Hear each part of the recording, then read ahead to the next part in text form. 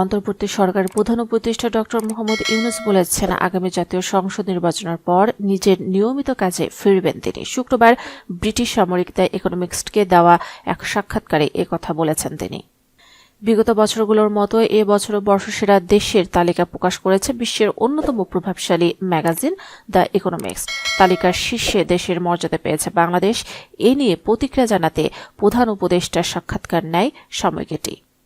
ছাত্র জনতার তীব্র আন্দোলনের মুখে গত ৫ আগস্ট সাবেক প্রধানমন্ত্রী শেখ হাসিনা নেতৃত্বাধীন আওয়ামী লীগ সরকারের পতন হয়। ৩ দিন পর ৮ আগস্ট অন্তর্বর্তী সরকার গঠিত হয়। সরকারের প্রধান উপদেষ্টা হিসেবে দায়িত্ব নেন নোবেলজয়ী অর্থনীতিবিদ ডক্টর মোহাম্মদ ইউনূস। তার নেতৃত্বে অন্তর্বর্তী সরকার বিভিন্ন সংস্কার কাজে হাত দেয়। তবে বিএনপি সহ বেশ কিছু রাজনৈতিক দল যতটুকু সম্ভব সংস্কার শেষ করে দ্রুত নির্বাচনের দাবি জানিয়ে আসছে।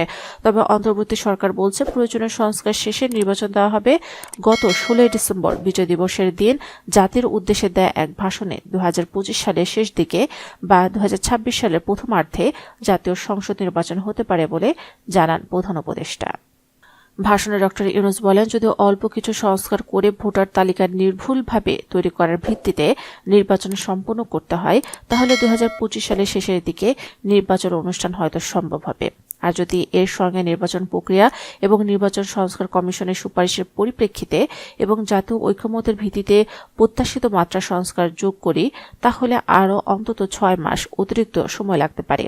মোটা দাগে বলা যায়, ২০২৫ সালের শেষ দিক থেকে ২০২৬ সালের প্রথমার্ধের মধ্যে নির্বাচনের সময় নির্ধারণ করা যায়।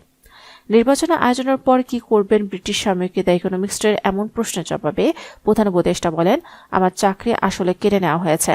আমাকে জোর করে এ কাজ আনা হয়েছে। আমি আমার কাজ করছিলাম এবং তা উপভোগ করছিলাম। আমি প্যারিসে ছিলাম, সেখান থেকে আমাকে টেনে আনা হয়েছে অন্য কিছু করার জন্য। সুতরাং আমি আমার নিয়মিত কাজে ফিরে যেতে পারলে খুশি হব, যা আমি আমার সারা জীবন ধরে করছি।